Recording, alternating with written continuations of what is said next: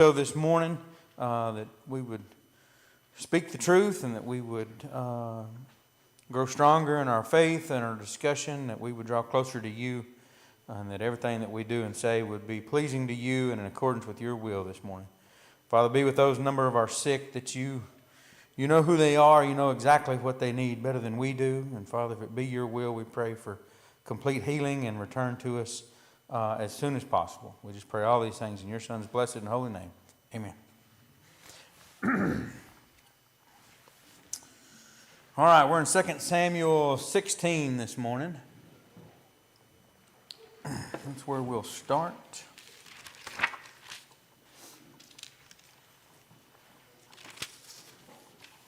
And I'm going to butcher this name, so if you know it better, correct me, speak up.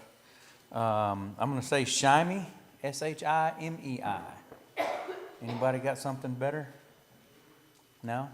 All right. Say again? Well, how would you pronounce it? Shimei. Okay, that sounds better.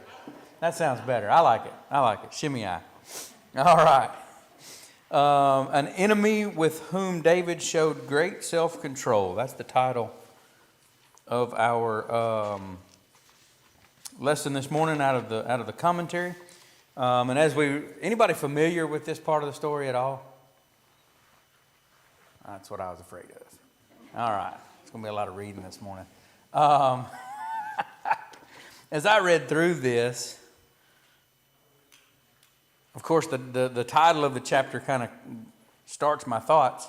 But then at the end, I'm not sure if it was the right thing or not, that he had the self-control. So we'll read through this, and then we'll try to discuss it as best we can and see what you guys think.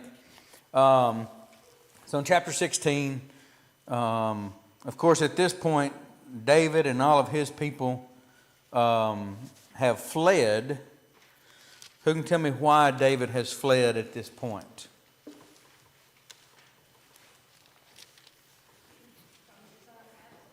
From his son Absalom. That's right.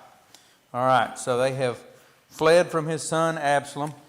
And at this point, they're still fleeing.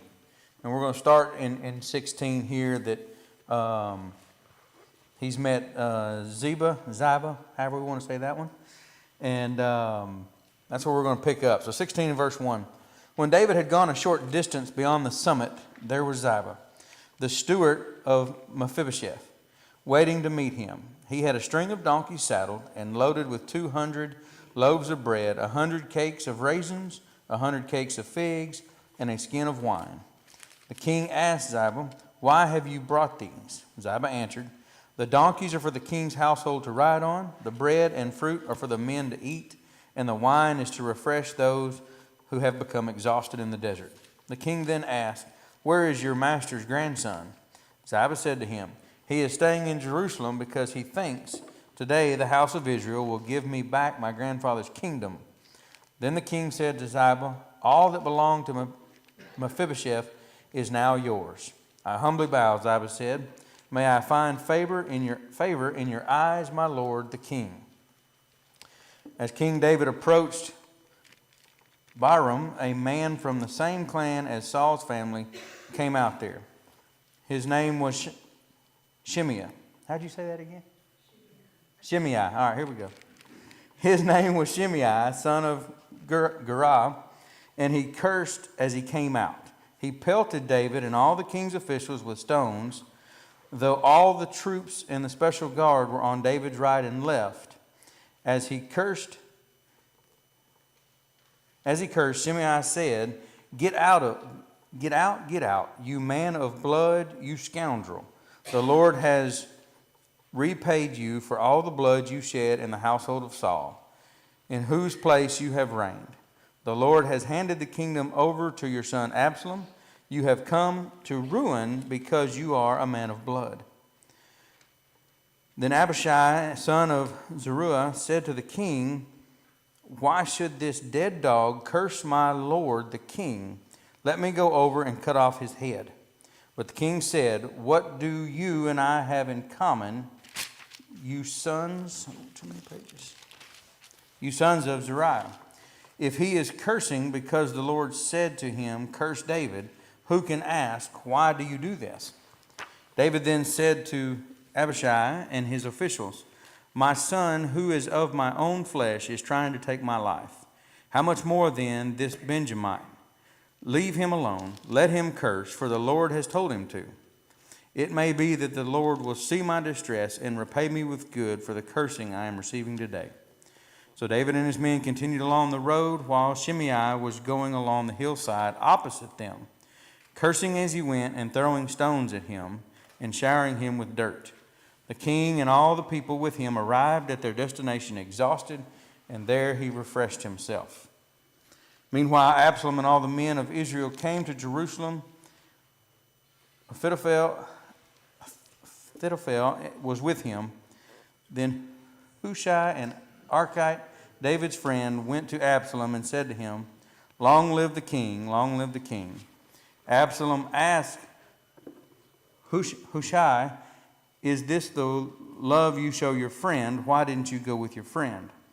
He said to Absalom, "No, the one chosen by the Lord, by the people, and by all the men of Israel. His I will be, and I will remain with him. Furthermore, whom shall I serve? Should I not serve the son, just as I served your father? So I will serve you." Absalom said, "Give us your advice. What should we do?" He answered, "Lie with your father's concubines, whom he left to take care of the palace. Then all Israel will hear that you have made yourself a stench in your father's nostrils, and the hands of everyone with you will be strengthened." So that they pitched a tent for Absalom on the roof, and he lay with his father's concubines in the sight of all Israel. Now in those days, the advice that was given was like that of the one who inquires of God. That was how both David and Absalom regarded all of the advice. Okay. Let's see here. So we've got David and his people fleeing, and Shimei comes out with his curses, hurling stones, hurling dirt. The author of our material does point out here that there is a ravine between David's people and Shimei, and so he's not just right there on the side of the road where he's probably easily accessible. They could get to him, but it's not just to walk over there and get to him. And he's probably up on a ridge even at that. And so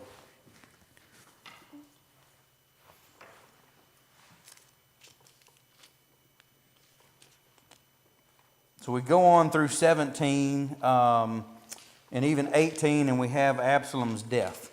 Of course, David sends his men out to face Absalom, and he gave them instructions to have mercy on his son. And what happened? God takes care of the situation. Okay. So Joab kills him. Why do you say God takes care of the situation? He had too much hair. Okay. He didn't get it, cut it off. He just cut it once a year. Yep. And I forgot how much it weighed, but it was a tremendous amount. His mule carried him under a thick brush. Hair got caught in the brush and hung him up between heaven and earth. Just hanging there. Yep. And then Joab kills him. So Joab and his men find him hanging there in the brush, and they proceed to. Joab throws 3 spears into his chest, and then all the armor bearers gather around and finish off the job as well. And so Joab was taken out. David went on to mourn the loss of his son, but Joab had some pretty stern words for him, that these men have gone out and fought for you, protected you and the people, and now you're mourning the death of the enemy. And so David basically comes back to his post and welcomes his men as they come back through. And so now,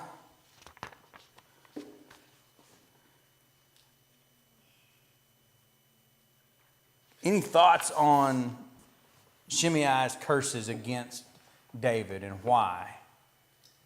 Any thoughts on where that has come from?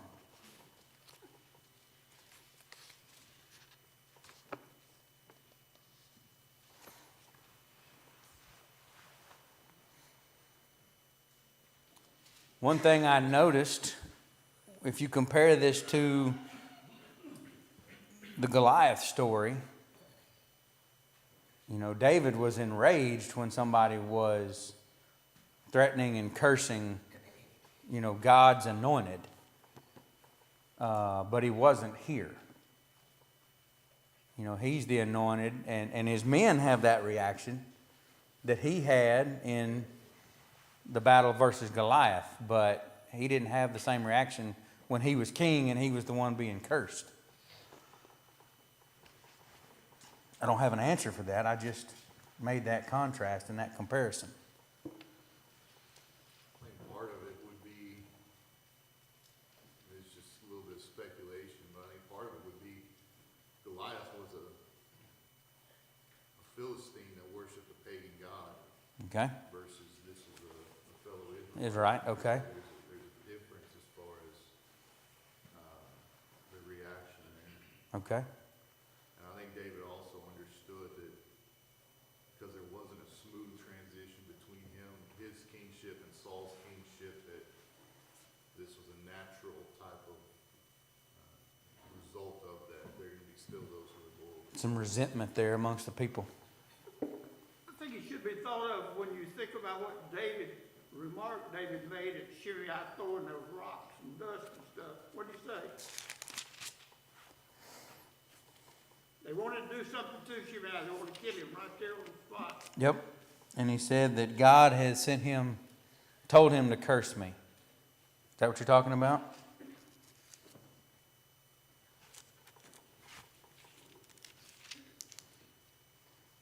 If he is cursing because the Lord said to him, curse David, who can ask, why do you do this?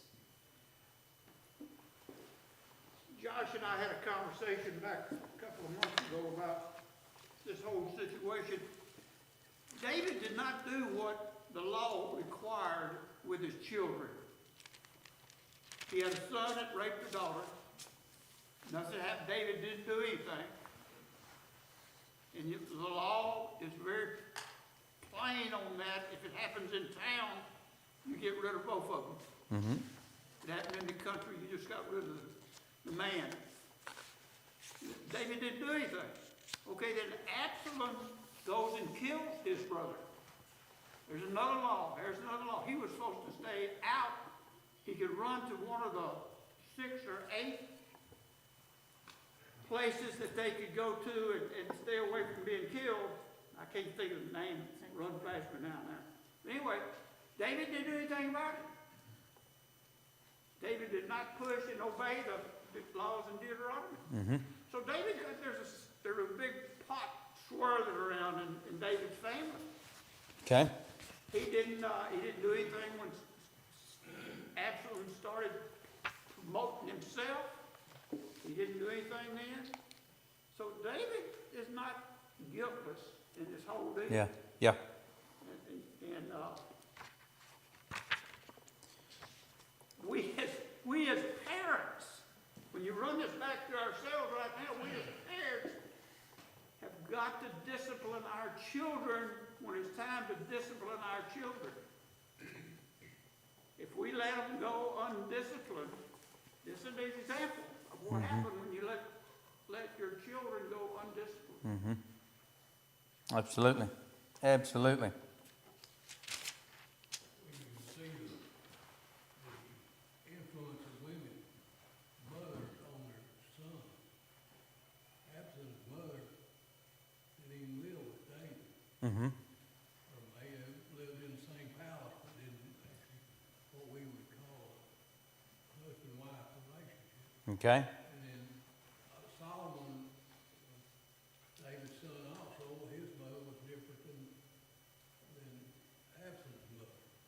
Yep.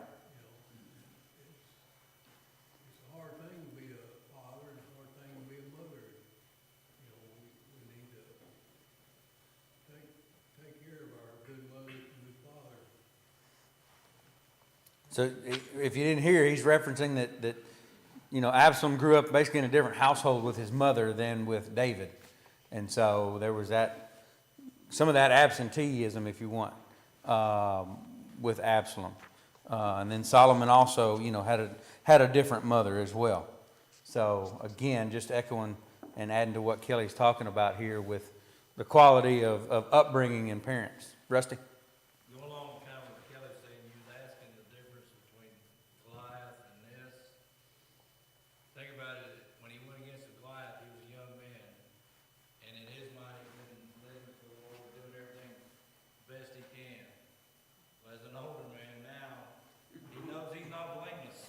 So that guilt, that understanding that, I probably deserved every bit. Sure. So it's that Yeah. understanding where you're at. Absolutely, yeah. And I think I said that several weeks back. The more you've been forgiven of of stuff in life, the more forgiving you become. So absolutely, and that was, the other thought I had is sometimes, it's you get a little more fired up when you're in defense of someone else than you are of yourself. I can take a chewing, I don't care, but if somebody else is being wronged, I tend to get a little more fired up about something like that. And so,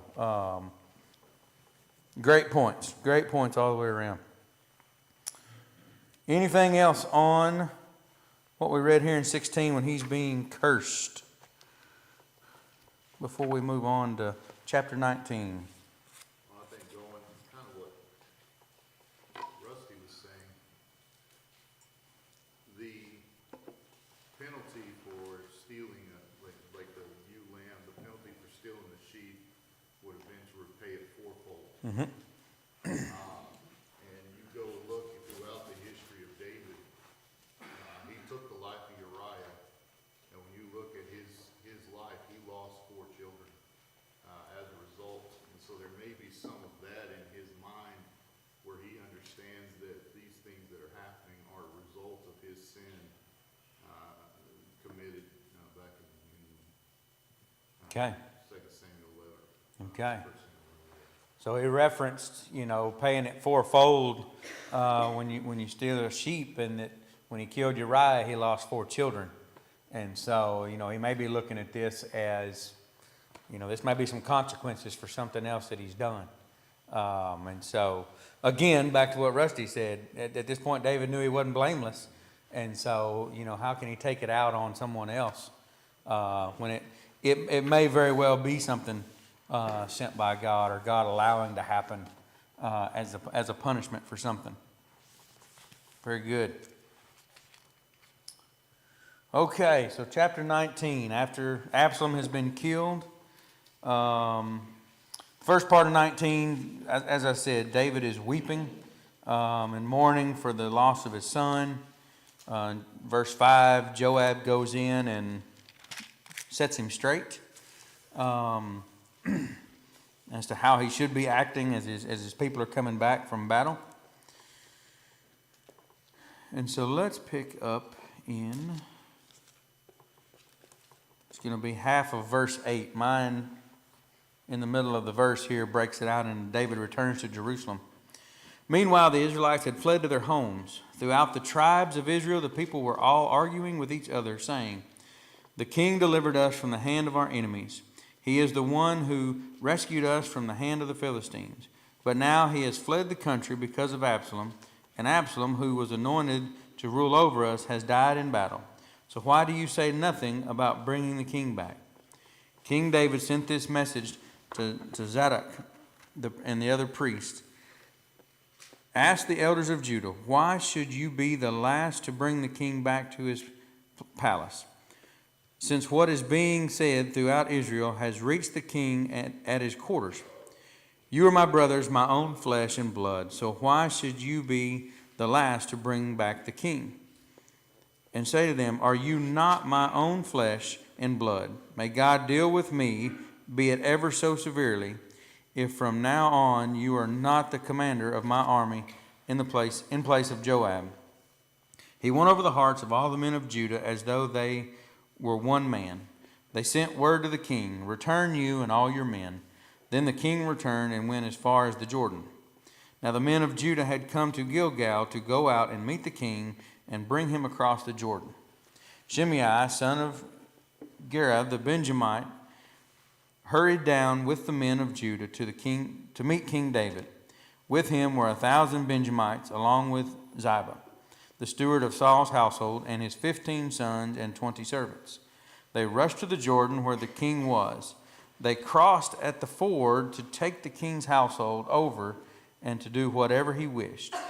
When Shimei crossed the Jordan, he fell prostrate before the king and said to him, May my lord not hold me guilty. Do not remember how your servant did wrong on the day my lord the king left Jerusalem.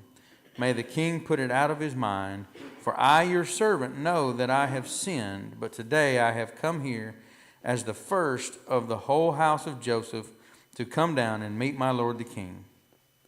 Then Abishai, son of Zeruiah, said, Shouldn't Shimei be put to death for this? He cursed the Lord's anointed. David replied, What do you and I have in common, you sons of Zeruiah? This day you have become my adversaries.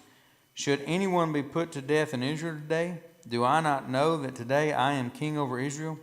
So the king said to Shimei, You shall not die, and the king promised him an oath. Mephibosheth, Saul's grandson, who also went down to meet the king, he had not taken care of his feet or trimmed his mustache or washed his clothes from the day the king left until the day he returned safely.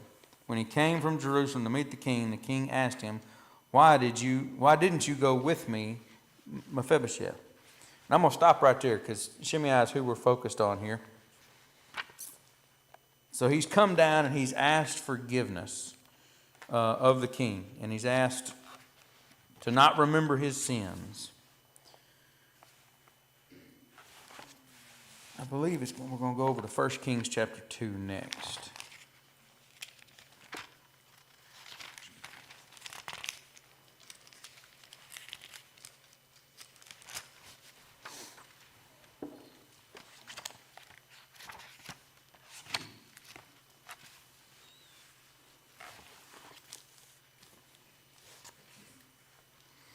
All right, chapter 2 here. So David is preparing to die.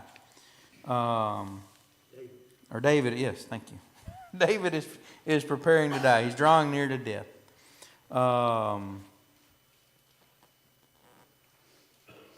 Let's see, where exactly? 3 things to get you. Yep. And so here in verse 8, and remember, you have with you Shimei, son of Gera, the Benjamite, who called down bitter curses on me the day I went. When he came down to meet me at the Jordan, I swore to him by the Lord, I will not put you to death by the sword. But now do not consider him innocent. You are a man of wisdom. You will know what to do to him. Bring his gray head down to the grave in blood. Then David rested with his fathers and was buried in the city of David. He had reigned 40 years over Israel. So he forgave him, but now he's charged Solomon with finishing the job. He left his place. That's what it was. He told him, okay, you're okay as long as you stay in Jerusalem. You leave Jerusalem, you're in trouble. Yep. And yes, so find my notes here. So 3 years later, Shimei violated his oath to bring back 2 of his servants who had run away. He went to Gath to retrieve them. Did he not have respect for authority? Shimei kept this arrangement for 3 years, then broke it on some trifling occasion and justly fortified his life. So he did. He was kind of given almost parole, I guess would be there was instructions and there was terms that came along with the forgiveness and the sparing of his life. I'm going to go back to what Kelly said earlier in the way that David handled his children and their shortfalls. Did David handle this the right way, or was this should this have been handled earlier or sooner in a different way?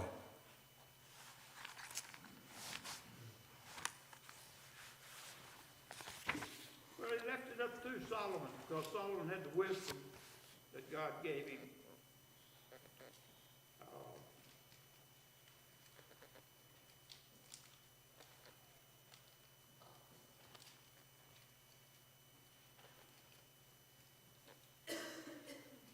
Says, for you are a wise man, you will know what you ought to do. Mm-hmm. Okay. So yeah, that was, and like I say, it got a little confusing in the commentary, but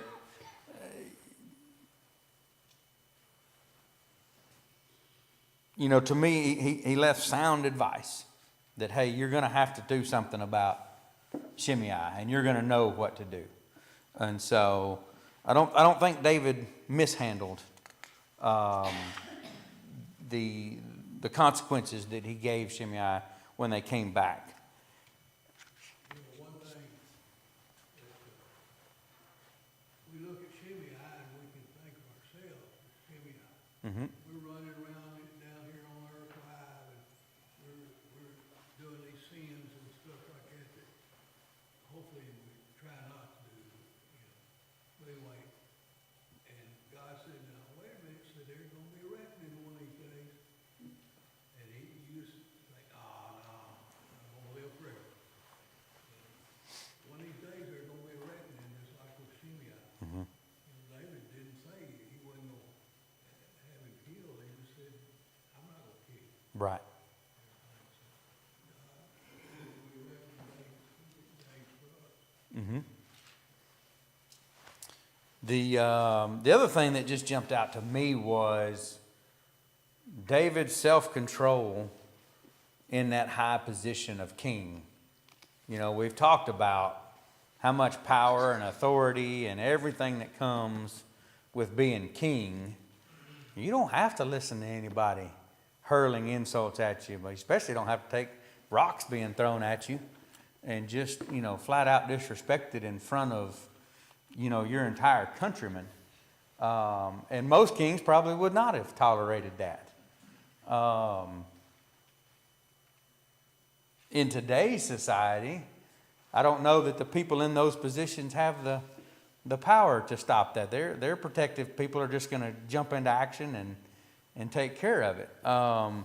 So to me, to see a king, the highest person on the pyramid here, to be directly insulted in public, physically and verbally, and then he says, let him be. Let him be. If, you know, if God has sent this, if I'm deserving of this, let it happen. Let it happen. Again, that's tough for any of us, regardless of where we are. But this was the man. This was God's anointed, and so that level of self-control was eye-opening to me.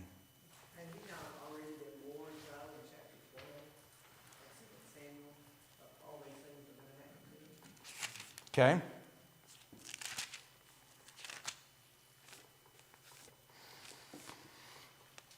So yeah, chapter 12, when Nathan rebukes David. Okay. Was this specifically listed? Well, it's talking about what happened in the lives and how the actions that leads to these actions of the son is going to be. Okay. And the results after that, so. Maybe there's some sort of correlation there. May have, you know, and goes back to, yeah, it may not have been specifically listed, but, you know, why he said, say again? It's not. It's not, okay? So it's not specifically listed. But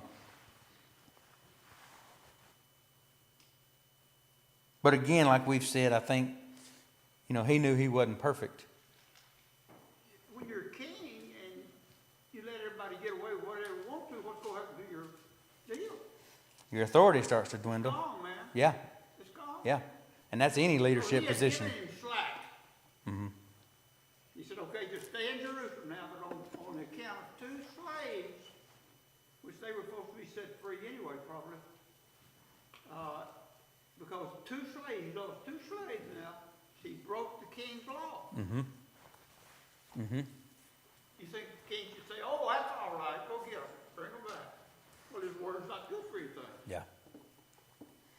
Well, and that's, you bring up a good point there. When you let things slide, you set the precedent for everybody else. And that's why it's not fun being the oldest. You know, I was the oldest of 5. Life was tough for me because I'm the example, right? Everybody, if I get out of control, the other 4 are right behind me. So, you know, that's an excellent point, that when we do start to let something slip, our authority is, you know, that well, you let this guy do it. You let that, they got away with this. Why am I being punished? It's hard to regain control because you can't go back. You can't go back and issue punishments for things you let slide. And so how do you regain control, or do you just step aside and step down? Depends on what position you're in. If you're a father, you can't do that. No, you look at God, sometimes we feel like he lets things slide because we're not punished immediately for our sins. Mm-hmm, mm-hmm. If we were, there'd be no grace. There'd be no sin. And so, yeah, we parallel that with David. Well, he shouldn't have done that. He let him go. We saw weakness. We saw weakness where maybe we didn't see his strength in forgiveness. With God, he gives us time to be forgiven. But there's still that ultimatum that, it's like you've got to set time. Death. Upon death, you've got to man up because your sins are you're going to be accounted for your sins. So it's like, we sometimes get the feeling like, and I see that people think God's weak because he's not punishing people for what they do wrong, or why does he let bad things happen? Well, punishment's coming, it's just not right now. Yeah, yeah. It may not be a worldly punishment at all. That's right. As was mentioned earlier, we think we'll live forever, or we think we've got time to get it right, and we'll deal with that later. I'll get it right later. But as we know, we're not promised tomorrow, and so. Sure, you have to realize that actually they were operating under different laws. Mm-hmm. Mm-hmm. I mean, that's the deal. That's true They too. were operating, David was a king. He was anointed by God to make these decisions. And yet, they were supposedly operating on the old law, but they didn't do all those things that they were supposed to do. Yet they did some of the things. Okay. Okay. And you read the scripture, and I got to know where it is right now. I think it's in Proverbs that talks about if justice is not meted out quickly, then it's no good. Okay. But there's still grace under the old law because David committed adultery and murder and deserved to die, and he wasn't dead. And so we have to keep that in. I think his sin with Bathsheba affected his decision-making from that point on to that very fact that he knew he should have been dragged out and stoned Yeah. publicly. Yeah. With Bathsheba, technically, for his sins, and God, because of his heart, showed mercy and grace upon him. And so I think Spared his life and his kingship. I think David's actions are, like you said, stemming from the fact that he didn't receive what he justly deserved under the law, and so his patience reflected that. Say again. I said he felt guilty, Felt guilty. Yeah. Absolutely. but he was still a man after God's heart. Absolutely. And that's, well, and I think that's part of the reason why. That's where some of these decisions come from is, he didn't have an arrogance about him that he was perfect or that the law didn't apply to him. Hey, I've done this, but I'm king. The rest of y'all, I still have to punish. It was still that remembrance of what he had done and how he had been spared, and, you know, passed a lot of that forward. Well, politically too, his sin with Bathsheba painted him into a corner. Okay? Because if he doles out punishment, Yeah, there's always somebody who's gonna point at him and make the point that he didn't receive what he deserved. that's right. Absolutely. You and I need to think about our first decisions. Decisions always bring about, when you make them, you're making one. Go ahead, okay, you're doing it. But here's one, and it all runs through this action, is that in chapter 11, 2 Samuel 11, it says, in the spring of the year, the time when kings go out to battle. And we're going, okay, but he didn't go. That was He decision was one. either tired of fighting, he was lazy, or had other things on his mind. It looks like he had other things on his mind. But anyway, he didn't do what he was supposed to do. That was decision number one. That's where he Yeah. could. Yeah.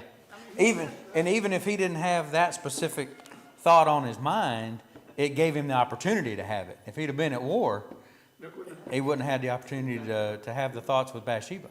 the reason I bring that up, we have to really, in our decisions that we make, we have to look at what the recompense is gonna be. Yeah, that's right. Is it really worth it? You know, when we make some of these, all our decisions are made. Some of them are very instantaneously, but some of them are thought-provoking. And so, we have to watch where our decisions lead us to also. Because David, here's a man after God's own heart, made a bad decision. Yeah.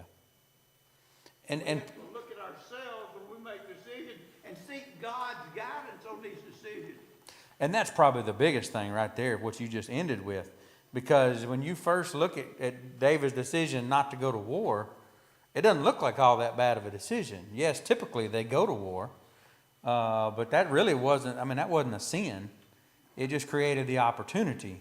The other thing happened that I remember, that he did not seek God's, he talked a lot about David seeking God's guidance in some of these decisions, but another one he didn't seek God's guidance was when he went to the king, and I forget which one it was now, and became one of his servants, but to get out of it, he had to fake insanity.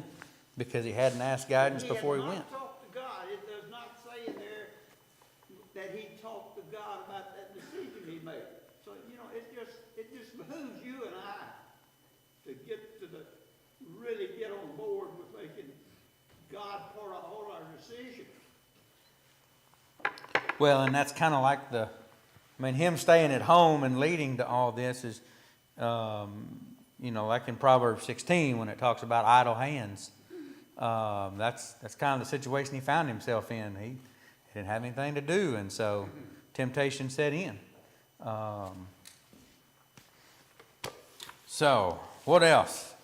Any final thoughts before our time runs out? We've got just a couple minutes left. Earlier, Keller's mentioned about the not disciplining his sons kind of led to some of his demise. But when you think about what made David a king, Samuel's sons not following his ways. And so it goes way back deep when the father's not training the sons in the right ways. What led all these things into action to the point where David becomes a king, because Israel wanted a king, because Samuel's sons didn't follow in his ways. That's right. And the people rejected him. And just before that, Eli Yep. didn't discipline his children. Yep, there's a long line of not disciplining your children leading to your downfall. It's a little bit concerning. That's right. Makes it scary to have. Makes you yeah, really. Talking about making our sex- Do I want to have kids? And then I better get it right. Absolutely. Chris, there's a kind of, when he, told Solomon that he make a decision to go ahead and kill him and all that, when you look at that, David compared to God today. We're forgiven of something and it's forgotten. You almost kind of, I kind of read that like, well, David just forgave him, but he remembered it all the way through, and before I go, you know, that kind of bothered me, so you deal with it.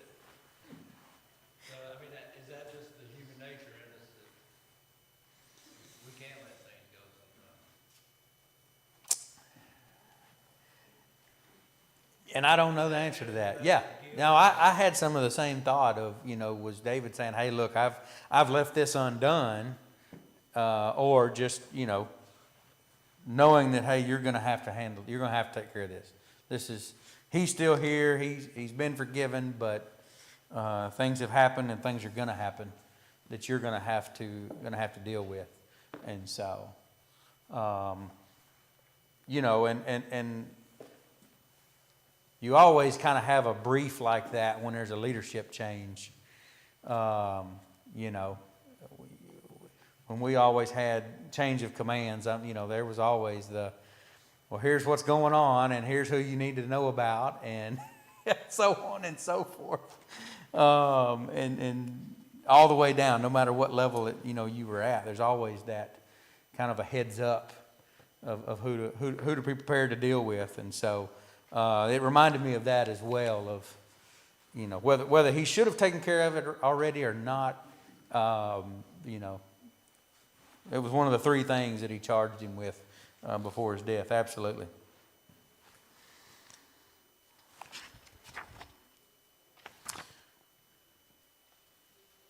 All right, next week we're going to round out this section of David, the chosen heart, and we're going to kind of highlight and run through Absalom, heartbreaker and kingdom taker, Solomon, the son selected to succeed David, and then Jesus Christ, the king who sprang from David's loins. Those are three kind of short sections that we're going to wrap into one next week. So thank y'all for your participation.